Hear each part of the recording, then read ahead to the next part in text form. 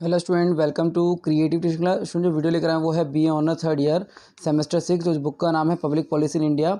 उसका चैप्टर इकाई 5 विचारधारा नीति और नेहरूवादी दृष्टिकोण, आर्थिक उदारीकरण, नई आर्थिक नीति। इसमें दो टॉपिक बहुत इंपॉर्टेंट, एक तो नेहरूवादी दृष्टिकोण और दूसरा जो है आर्थिक उदारीकरण, नई आर्थिक नीति। ये बहुत इंपॉर्टेंट दोनों टॉपिक एग्जाम में आते हैं, तो इसमें मैं आपको दोनों टॉपिक से शॉर्ट तरीके से बताऊंगा।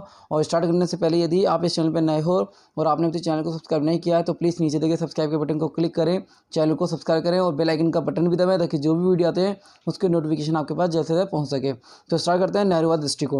नेहरू का चिंतन उनके पिता मोतीलाल नेहरू, महात्मा गांधी और आप इसके आगे लिख सकते हैं Karl Marx, Kant, Spencer, Einstein, ये मिल, बनोड, ये सारे जो हैं आदि महानुभावों से प्रभावित था।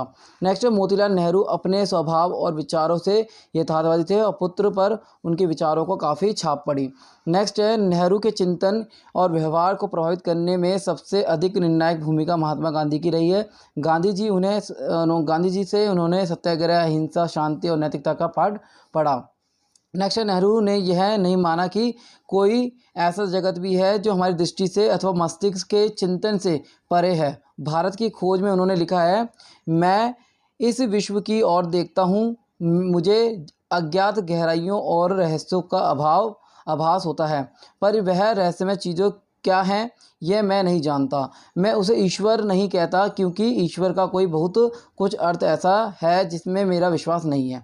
तो एक तरीके से उनका वो मानना था कि मैं इस विश्व की ओर देखता हूँ तो मुझे अज्ञात गहराइयों रहस्यों का आभास होता है और वह रहस्यमय चीज़ क्या है यह मैं नहीं जानता। मैं ईश्वर नहीं कहता क्योंकि ईश्वर का बहुत कुछ अर्थ ऐसा है जिसमें मेरा विश्वास नहीं है।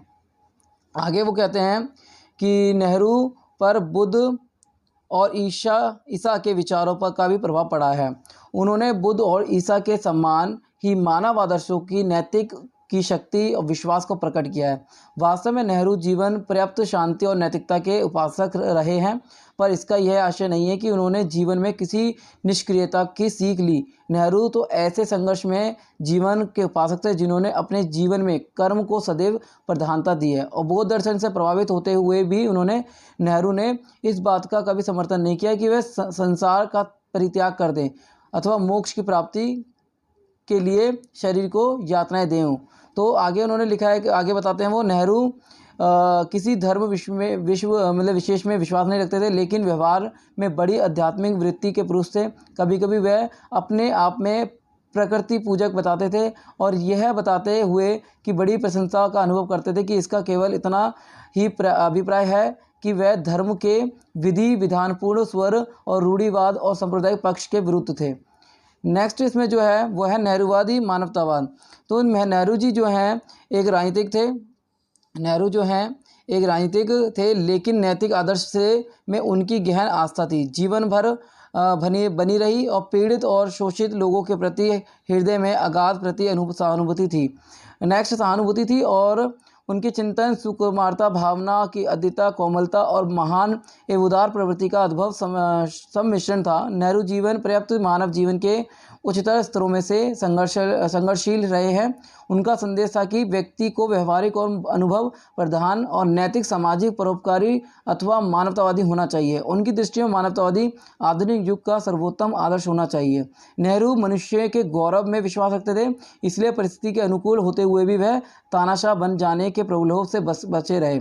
वह लोकतांत्रिक समाजवादी बने रहे। मानवीय मूल्यों में उनके आस्था कभी नहीं डगमगाई और साम्यवाद के हिंसक और अनैतिक साधनों के प्रति उन्हें कभी कोई आकर्षण नहीं रहा। तो ये जो मैं बताया मैंने आपको एक्स्ट्रा पॉइंट, ये भी आप एक्सप्लेन कर सकते हो। और नेहरूवादी दृष्टिकोण में जो भी आपको एक तरीके से आपने पढ़ा है उसको भी एक्सप्लेन कर सकते हो, मगर मैंने आपको इसमें शॉर्ट तरीके से पॉइंट बताए हैं। इसके आगे है नई आर्थिक नीति।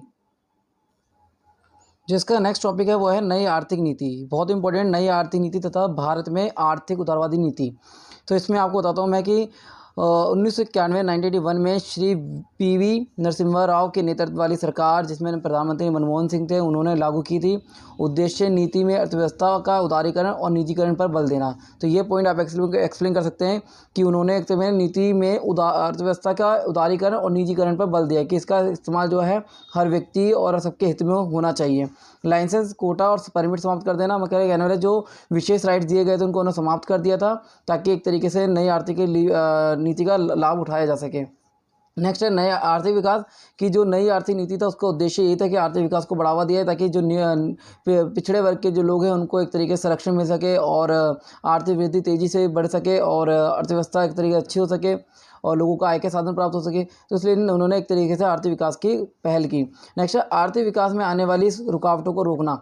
नेक्स्ट है नई आर्थिक जो नीति का उद्देश्य था कि जो भी रुकावटें हैं उनको रोकना बहुत ज़रूरी था और अर्थव्यवस्था को विश्व की अर्थव्यवस्था के साथ जोड़ना, क्योंकि वो चाहते थे कि जो नई आर्थिक नीति का जो उद्देश्य था तो वो चाहते थे कि अर्थव्यवस्था को विश्व की अर्थव्यवस्था से जोड़ना चाहिए, ताकि एक तरीके से मजबूती प्रदान हो सके। नेक्स्ट आगे इसके आगे भी ले सकते हैं कि भारत में उदारीकरण की आर्थिक नीति के 7 प्रमुख तत्वों का प्रकाश डालता है। वो प्रकाश है क्या, वो बहुत इंपॉर्टेंट है। नेक्स्ट इसमें जो प्रकाश है उनको आप एक्सप्लेन कर सकते हैं, जैसे कि मैंने ये पॉइंट बताया उद्देश्य, इनको भी आप एक्सप्लेन कर सकते हैं। नेक्स्ट है उद्योगों का विनिमय। उद्योगों का विनिमय में लिख सकते हैं आप कि सरकार ने 18 उद्योगों की एक छोटी सूची को छोड़कर सभी उद्योग से उद्योगों लाइसेंसों की आवश्यकता को हटा दिया और कौन सा नंबर अब केवल 6 उद्योगों में बढ़ दिया गया। सूची में उल्लेखित इन 6 उद्योगों को जोड़कर अन्य सभी उद्योग, चाहे वह कितना बड़ा निवेश शामिल है, अनिवार्य लाइसेंस के प्रावधानों से मुक्त कर दिया गया। जो प्रावधान लगाए गए थे उनसे मुक्त कर दिया और लाइसेंस में से छूट कई गतिशील छोटे और मध्य उद्यमियों के लिए विशेष रूप से सहायक सिद्ध हुई।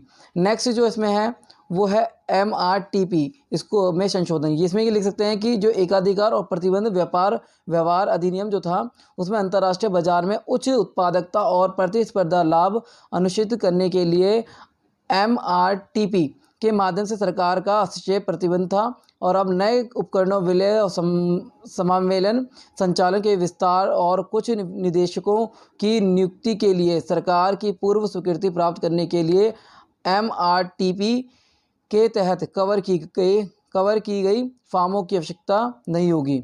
नेक्स्ट जो है वो है विदेशी मुद्रा में सुधार। अब इसमें लिख सकते हैं केंद्र सरकार ने फेरा अधिनियम किया और उदारीकृत विनिमय प्रबंध प्रणाली के तहत रुपयों का मूल्य मांग और आपूर्ति की बाजार बलों द्वारा निर्धारित किया गया। निर्यातक खुले बाजार में अपनी विदेशी मुद्रा बेचने के लिए स्वतंत्र है, जबकि आयातकार इसे बाजार से आसानी से खरीद सकते हैं।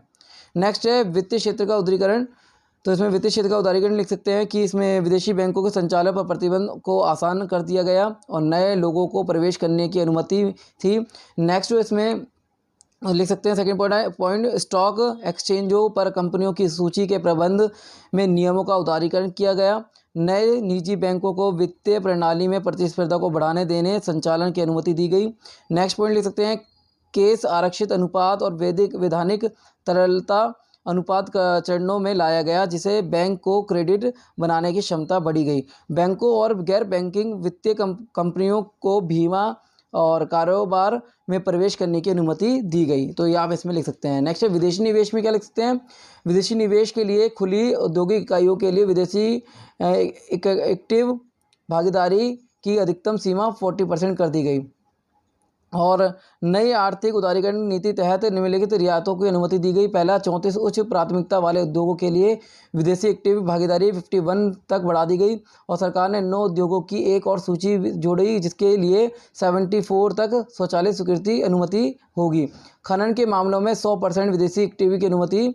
बिजली उत्पादन, संरक्षण, विवरण की परियोजनाएं, बंदरगाह, तेल शुद्धिकरण, ये सब के लिए एक तरीके से अनुमति दी गई। 31 अगस्त 2004 में को यूरोपीय सरकार ने free trade and warehousing zone स्थापित करने के लिए नई योजना की घोषणा की। जिस जोन और अनुभूति के आधारभूत सुविधाओं की स्थापना के लिए 100% FDI की अनुमति दी गई। नेक्स्ट है विदेशी प्रौद्योगिकीकरण। इसमें लिख सकते हैं 1981 में से पहले प्रौद्योगिकी आयात के लिए पार्टियों के साथ एक भारतीय कंपनी द्वारा प्रौद्योगिकी समझौतों को सरकार से अग्रिम निकासी की आवश्यकता थी। हालांकि सरकार को एहसास हुआ कि प्रौद्योगिकी तेजी से बदलती हुई दुनिया में आपूर्तियों और प्रौद्योगिकी उपयोगकर्ताओं के बीच संबंध निरंतर होना चाहिए। नेक्स्ट है सार्वजनिक क्षेत्र की नीति। इसमें लिखते हैं सार्वजनिक क्षेत्र के पूंजी निवेश पर बहुत कम रिटर्न दिखाया गया। अधिकांश सार्वजनिक क्षेत्र के उद्यम देश के लिए संपत्ति होने के बजाय बोझ बन गए और नई औद्योगिक नीति 1991 ने सार्वजनिक क्षेत्र को इकाई को 3 श्रेणियों में वर्गीकृत करके दिया। जो ऑपरेशन आरक्षित क्षेत्र में आते हैं, उच्च प्राथमिकता वाले क्षेत्रों में हैं, अच्छे मुनाफे पैदा कर रहे हैं और इनकी इकाइयों को मजबूत किया जाना चाहिए। सेकंड है जो वर्तमान में खराब हो रहे हैं, लेखांकित लेकिन संभावित रूप से व्यवहार्य पुनर्निर्माण किया जाना चाहिए। मतलब जो खराब हो रहे हैं उनका पुनर्निर्माण किया जाना चाहिए। जो लोग गंभीर रूप से बीमार हैं और भारी नुकसान उठाना चाहते हैं उन्हें बंद कर दिया जाना चाहिए। उनका स्वामित्व निजी क्षेत्र में पारित होना चाहिए। तो आप इन पॉइंटों को एक्सप्लेन कर सकते हैं। ये मैंने आपको दोनों टॉपिक बताए हैं शॉर्ट तरीके से। तो ये आप एग्जाम में यदि क्वेश्चन आता है तो आप इसको एक तरीके से एक्सप्लेन कर सकते हैं। बाकी मैंने आपको पॉइंट टू पॉइंट बताए हैं और बीच में एक्स्ट्रा पॉइंट भी इनको एक्सप्लेन करें हैं, जैसे कि मैंने अभी ये एक्सप्लेन किया, आप इनको बना के भी लिख सकते हैं। तो उम्मीद करता हूँ वीडियो अच्छी लगी, उसको लाइक और शेयर जरूर करें। धन्यवाद।